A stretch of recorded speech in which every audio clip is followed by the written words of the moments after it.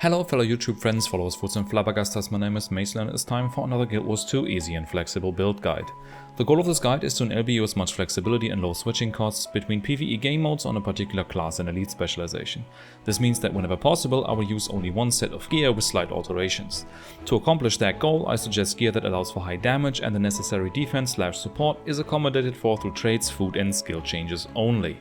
Today's class is the Necromancer and the elite spec is the Scourge. We're going to talk about 3 different build variants, a Condi DPS build, an open world Roma, and a Blood Magic Reviver build. Before we dive into the build, let's talk some pros and cons. It does good damage with high range, with up to 35k on the golem with an easy rotation. The build is highly survivable, even in DPS gear.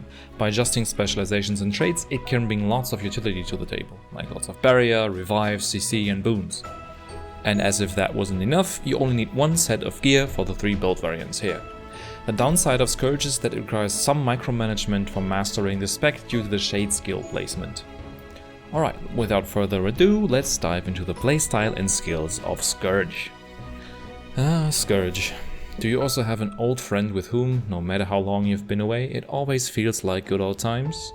That is what Scourge does to me in Guild Wars 2. It has carried my butt through my early days of post-level 80 PvE and is a specialization that I always like to come back to. Before we dive into the skills in detail, let's talk about the general Scourge playstyle. Scourge as the elite spec of choice grants access to shade and punishment skills. I'll focus on shade skills here, since we won't be using any punishment skills. They convert boons into conditions, which is not much of a thing in PvE, but more so in PvP. On Scourge you can place up to 3 shades through Manifest Sandshade. These shades create a circular AoE around them and last for 20 seconds. They make the 4 skills to the right of Manifest Sandshade apply their effects in a circular AoE around them and also around yourself. So you can have up to 4 different points of emphasis on the battlefield. This is very handy. In many fights that have stationary positions on enemies, you can anticipate that and place shades right there. It also requires some micromanagement though, which is a more difficult part of mastering the specialization Scourge. What's nice about this is that the effect of shade skills don't stack per shade, so that every enemy can only be affected by each shade skill once, even if you stack 3 shades in the same place. So you don't have to have 3 shades active at all times, but it's still helpful to do that, since some traits grant you benefits per active shade.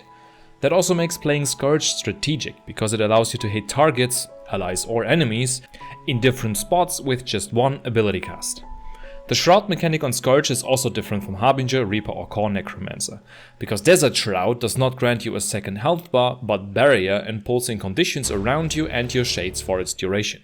You will generally see that Scourge is very good at providing decent amounts of barrier to yourself even with the DPS builds, with smaller amounts also applying to group members depending on the trait choices.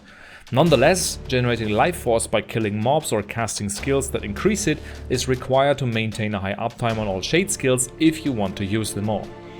Let's start going through the shade skills in detail.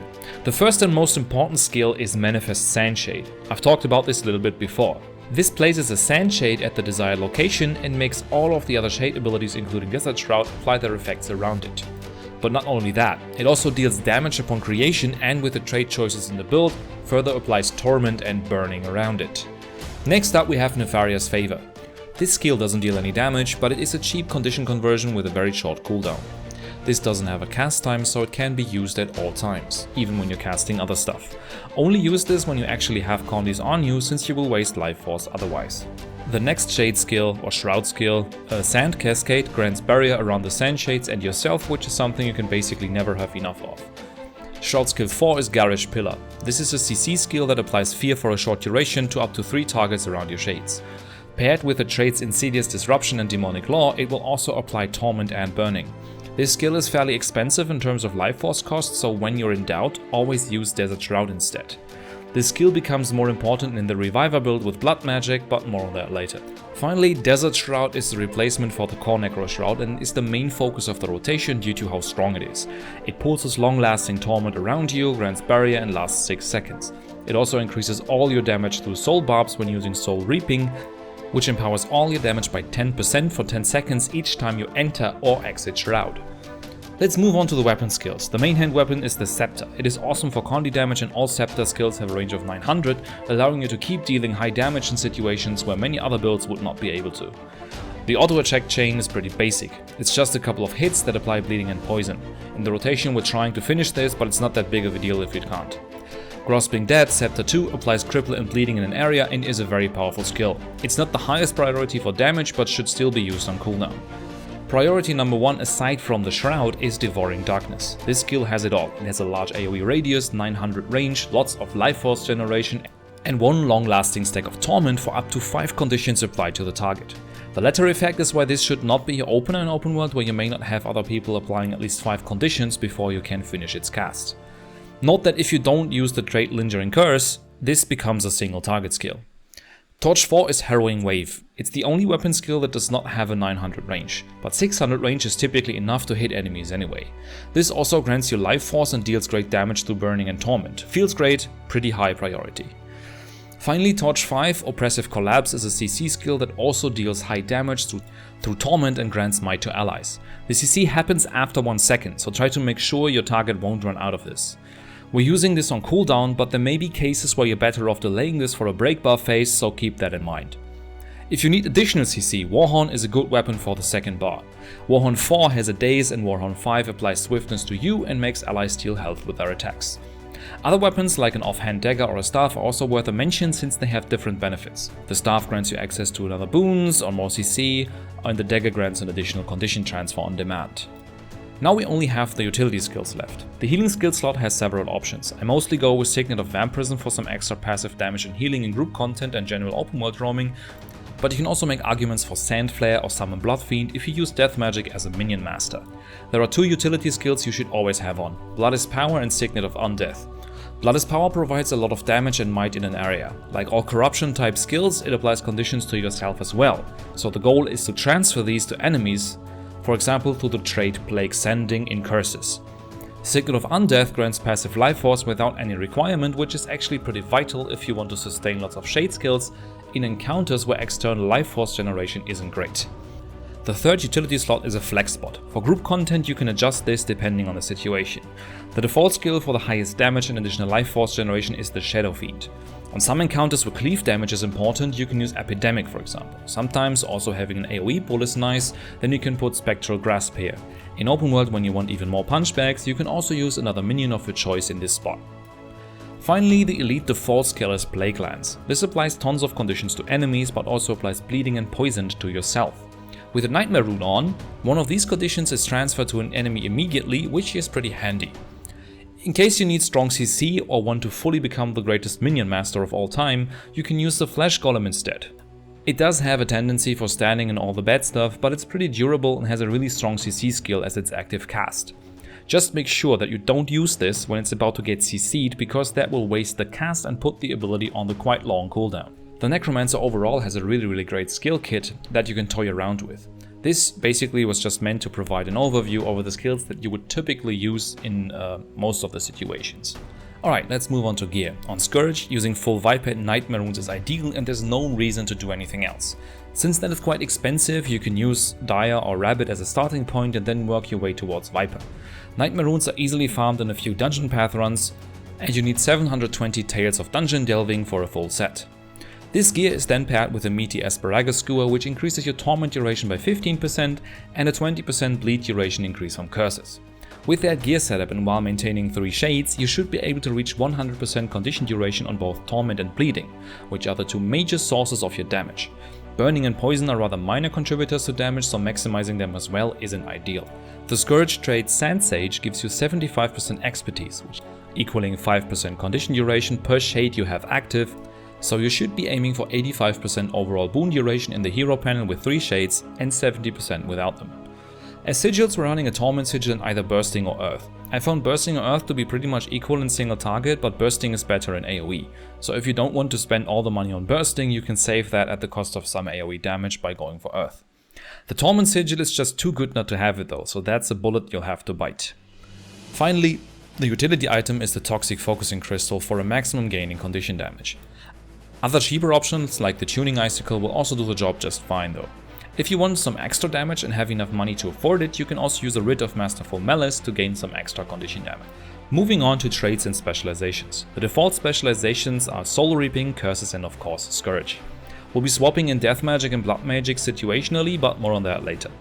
Soul Reaping drastically enhances your ability to generate life force, reduces the cooldown on Shroud skills, increases maximum life force, and increases your damage done by 10% for 10 seconds whenever you enter or exit Shroud, as I mentioned before. It will also enhance some of your Shroud skills. Most importantly though, it will make your Manifest Sandshade apply vulnerability and burning on hit.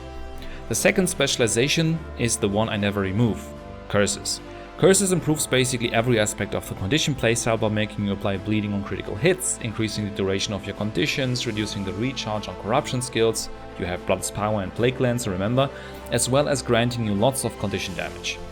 If you need some additional survivability, you can swap the Grandmaster trait Lingering Curse for Parasitic Contagion.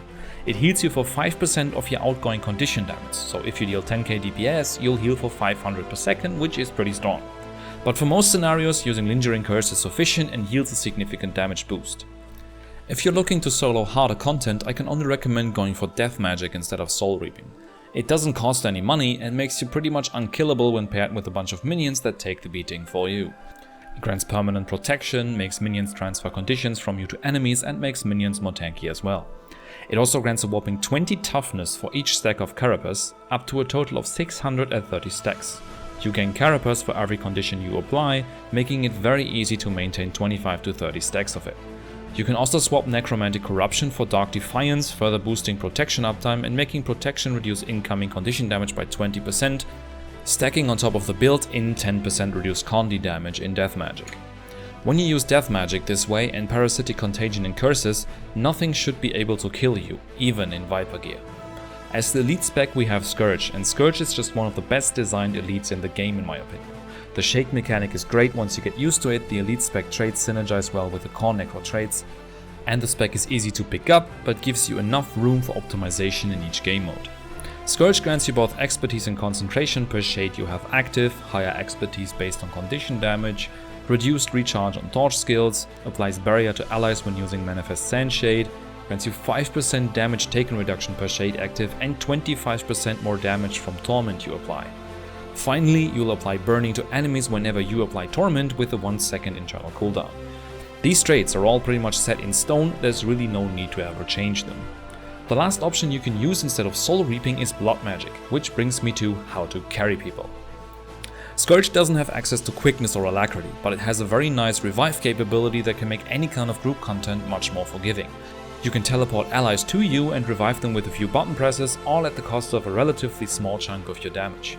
All you have to do for that is use the Blood Magic trait line with 2 traits, Ritual of Life and Transfusion, as well as slotting Well of Blood as your healing skill. With Ritual of Life, Well of Blood will not only heal allies, it will also revive them quickly from the down state. Ritual of Life will also cause you to cast another Well of Blood automatically when you start reviving an ally, doubling the speed of revival. Allies will also not bleed out around you when they're downed when you have Blood Magic slotted, further facilitating the revival process. The second trait I mentioned, Transfusion, makes your Garish Pillar, so Shroud 4, also heal and revive allies. More importantly though, it will teleport allies in a 600 radius around you to your location immediately and then starts reviving them. Paired with the automatic Well of Blood on revival and the well you can place manually, this creates an insane synergy that can carry a group quite easily and makes clearing harder group content more forgiving. This does not protect against mechanics that instantly kill people, but it is still very much worth it for unoptimized groups. You can also use the trait Sand Savant to further increase the teleport range and facilitate keeping 3 Sand Sage stacks up, but it isn't really needed and costs a noticeable share of damage. The way I go about it with Scourge in pugs is usually to enter with the full DPS build and then swap to Blood Magic when I see that the group is struggling with many downstates. Now you know how to carry pugs, you're welcome. Let's continue with the damaging rotation. The damaging rotation for Scourge is really simple and can yield over 35k sustained DPS if done right. As I mentioned before, priority number 1 is that you should always be using Desert Shroud on cooldown to maintain soul barbs. Other than that, there's not really a fixed rotation, since the cooldowns of these abilities don't really line up. So we're dealing with dynamic priorities based on the damage the skills deal per cast. Priority number 1 aside from Shroud is Devouring Darkness, then we have Harrowing Wave and Oppressive Collapse. So the highest priorities go to Scepter 3 and Torch 4 and 5 in that order. Remember that you might be better off keeping Oppressive Gaze for CC sometimes when it is required. Then comes Scepter 2 Grasping Dead, Blood is Power, Plague Lance and Manifest Sandshade. For Manifest Sandshade, make sure to maintain 3 of them to keep the full expertise bonus from Sand Sage. The 3 squares to the right of the Manifest Sandshade icon tell you how many you have. Since you have 2 corruption skills in your kit, Blood is Power and Plague Lance, you do apply conditions to yourself, also damaging conditions. With a Nightmare Rune, one of these, as I said, will be transferred immediately. The remaining 2 conditions can be transferred with Plague Sending and Shroud, so if you can, pairing Shroud with Blood is Power and Plague Lance is nice to prevent the Condis from going to waste by either staying on you or being cleansed off by an ally. The Shade skills 2, 3 and 4 are situational, but they are convenient since they don't have cast times. 3 is always useful for a little barrier on the subgroup at low cost, so that can be used on cooldown as well. When your group is under high condition pressure, Shade 2 is great and Shade 4 can be used when CC is required and you have enough life force. Shade 4 obviously has a higher priority in the Blood Reviver build, but we've already covered that. You should try to finish auto attack chains if you can, but I often forget that myself and it's not that big of a deal if you don't. Just practice a little bit so you get to know some of the timings and then you'll do well enough for most content in the game by following the prioritization listed above. If you need to do CC, you can pump out a whole lot by casting Torch 5, Shade 4 and then weapon swap into Warhorn 4. That way you'll apply a knockdown, apply fear and a nice 2-second daze within a 2-second window for a total amount of 600 breakbar damage. That's it for today. Now go roll Tyria on one of the most resilient and straightforward classes to do well on. Feel free to like and subscribe for the YouTube algorithm. I hope this video was insightful for you and made you want to try Scourge. See you next time and happy sand spooking.